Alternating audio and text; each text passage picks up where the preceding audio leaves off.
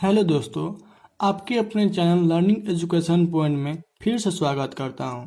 इस वीडियो में आपको पढ़ाई करेंगे प्रकाश का परावर्तन और अपवर्तन क्लास 10th के लिए। मैंने इसके पहले वाले वीडियो में कुछ नोट्स लिखवा लिए थे और आज कुछ और आगे नेक्स्ट नोट्स लिखवाऊंगा चैप्टर 1 का प्रकाश का परावर्तन और अपवर्तन। तो इसको अच्छे से वीडियो देखिएगा और इस जो नोट्स लिखवा रहे हैं उस नोट्स को अपने नोटबुक में नोट कर कर उसको याद कर लीजिएगा, क्योंकि मैं 100% गारंटी देता हूं कि ये एग्जाम में आते हैं। ठीक है ना। तो इसके पहले मैंने वीडियो में आपको बताए थे कि प्रकाश की किरणें कहते हैं। अब इसमें बताएंगे कि प्रकाश का किरण पुंज किसे कहते हैं। तो बताएंगे कि प्रकाश किरणों के समूह को प्रकाश का किरण पुंज कहते हैं। यानी जो प्रकाश एक समूह में जाता है उसको प्रकाश के किरण पुंज कहते हैं। ठीक है ना। अब आएंगे कि प्रकाश के किरण पुंज कितने प्रकार के होते हैं।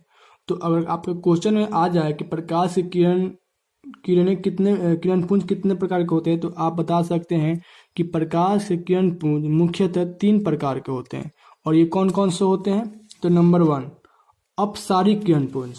अपसारिक किरण पुंज किसे कहते हैं, यानी ये होते हैं कि इस प्रकार के किरण पुंज में प्रकाश की किरणें एक बिंदु स्रोत से निकलकर फैलती रहती है।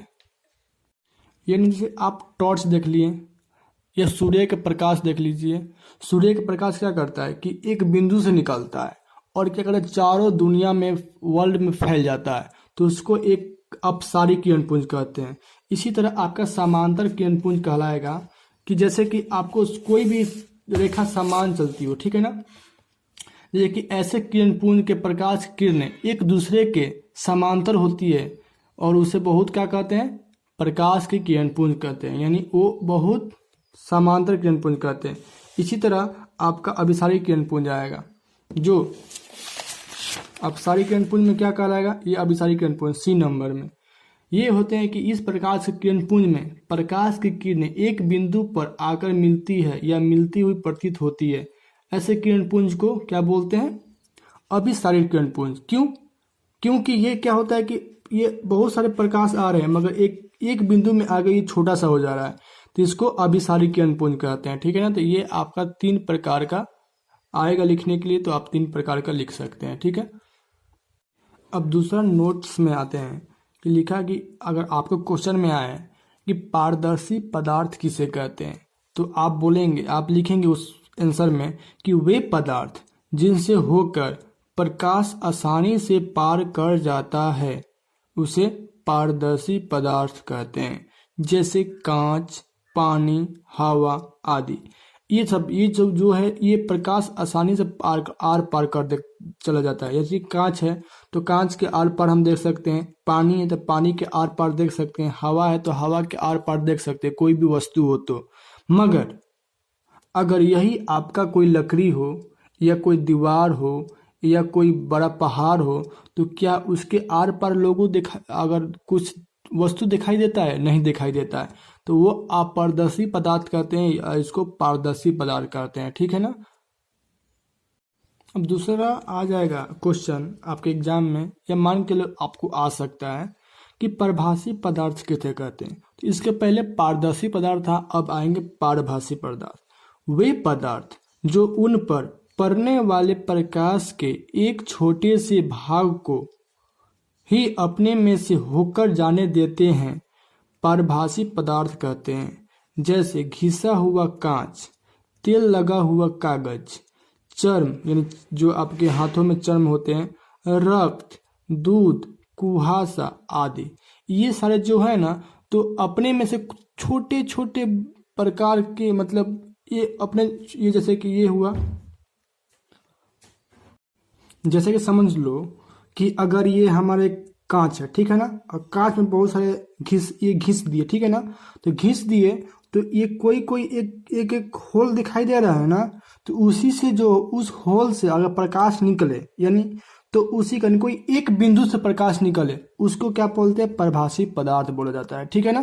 तो ये बात समझ में आ गई। अगर इस तरह का आपका क्वेश्चन आए तो आप ऐसे लिख सकते हैं। ठीक है ना। तो ये काम करिए, अपने नोटबुक में इसको नोट कर लीजिए और इसको याद कर लीजिएगा। ठीक है। अब अगला क्वेश्चन पूछे जा सकते हैं कि अपारदर्शी पदार्थ किसे कहते हैं। तो आप उसको लिख सकते हैं कि वे पदार्थ जो प्रकाश को अपने में से होकर नहीं जाने देते अपारदर्शी पदार्थ कहलाते हैं। जैसे लकड़ी, लोहा, पत्थर आदि। अगर कोई आपके सामने कोई पहाड़ आ गया, ठीक है ना, बहुत बड़ा पत्थर आ गया, तो क्या उसके आर पार जो व्यक्ति खड़ा रहता है तो क्या दिखाई देता है? तो नहीं दिखाई देता है। जैसे लकड़ी हुआ, तो लकड़ी के आर पार कुछ दिखाई देता है? नहीं दिखाई देता है। लोहा है, अगर लोहा के आर पार अगर टॉर्च बारोगे, टॉर्च अगर जलाओगे, तो जब टॉर्च जलेगा तो क्या आर पार दिखाई देगा? नहीं दिखाई देगा। जैसे दीवार हुआ, तो दीवार को अगर दीवार के इस पार अगर टॉर्च जलाओगे तो उस पार का टॉर्च दिखाई देगा? नहीं, उसका प्रकाश दिखाई देगा? नहीं दिखाई देगा। तो आपको अपारदर्शी पदार्थ कहलाते हैं। ठीक है ना, ये आपको बात समझ में आ गई है ना। अब आपके एक्सरसाइज का क्वेश्चन आ गया है। एक्सरसाइज क्या था कि प्रकाश का परावर्तन। तो आपके क्वेश्चन में आ सकते हैं कि प्रकाश का परावर्तन किसे कहते हैं। तो आप बता सकते हैं सीधी भाषा में कि प्रकाश के किसी वस्तु से टकराकर लौटने को प्रकाश का परावर्तन कहते हैं। जैसे कि आप एक समझ जाए कि ये आपका एक वस्तु है, ठीक है ना, ये आपका एक वस्तु है, ठीक है ना, और ये प्रकाश कहीं से आ रहा है, ये प्रकाश आ गया, यानी ये प्रकाश आ रही है, ठीक है ना, और ये प्रकाश इस वस्तु से टकरा कर ये लौट जा रहा है, ये क्या हुआ? लौट रहा है।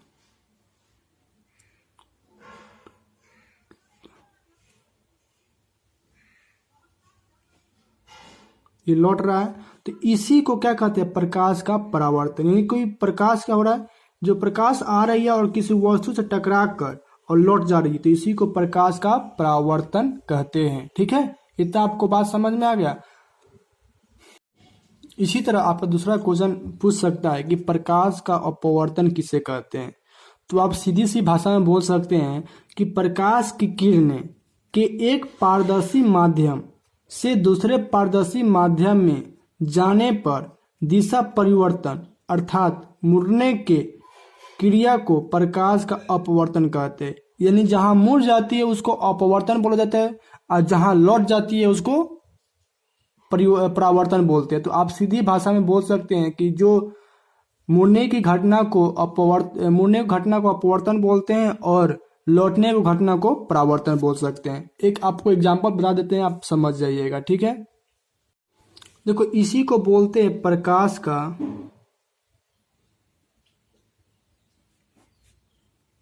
अपवर्तन।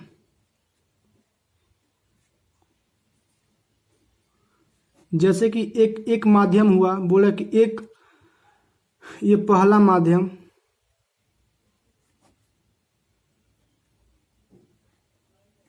और ये है दूसरा माध्यम।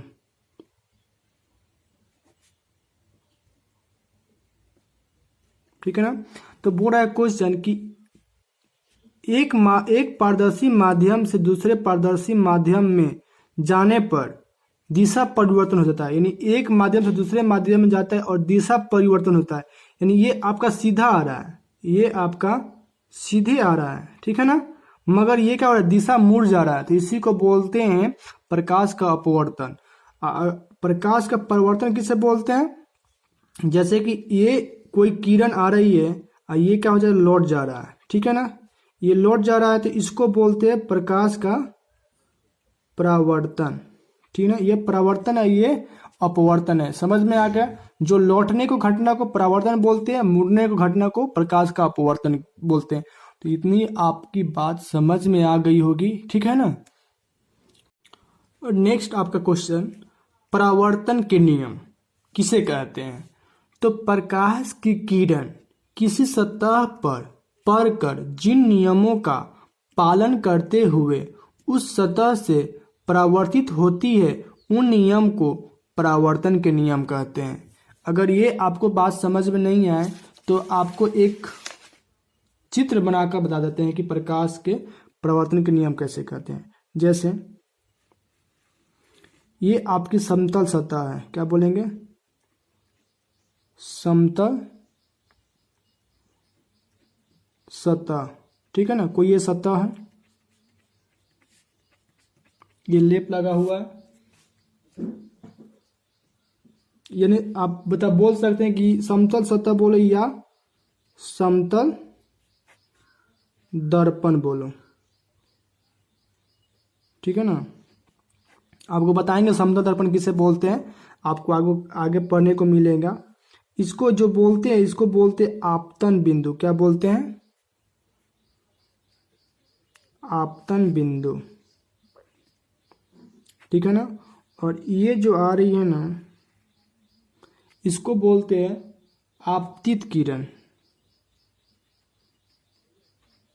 आपतित किरण, क्योंकि ये किरण क्या हो रही है? आ रही है। और ये जो रहा है ना, ये बोलते हैं परावर्तित किरण। क्या बोलते हैं?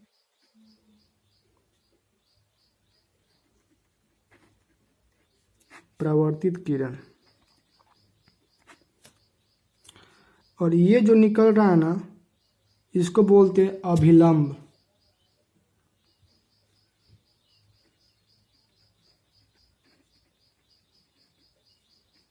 अभिलंब। और ये आपका कोण बन रहा है, ये आपका दूसरा कोण बन रहा है, ठीक है ना। तो इसको बोलते हैं आपतन कोण।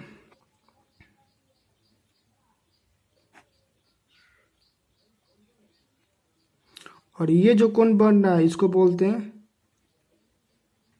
परावर्तन कोण, ठीक है ना। इसी को आप बोल सकते हैं कि परावर्तन के नियम है। तो ठीक है, ये सारे बातें आपको नेक्स्ट वीडियो में बताएंगे। और प्रकाश के परावर्तन और अपवर्तन के कितने नियम हैं, ये आपके सारा डाउट क्लियर नेक्स्ट वीडियो में आपको क्लियर कर दूंगा, ठीक है ना। तब तक इस नोट्स को अच्छे से याद करो और अच्छे से समझो, ठीक है ना। क्योंकि ने आपके ये एग्जाम में बहुत है कि ये आपको एग्जाम में पूछा जाता है, ठीक है ना। तो आप इसको याद करिए। और इसको खास ये बात है कि आप इसको जितने नोट्स है, आपके एक नोट्स की कॉपी बनाएं, नोटबुक, और उसको इकट्ठा कर कर उसको याद करें, ठीक है ना। तो आपको नेक्स्ट वीडियो में फिर मिलते हैं।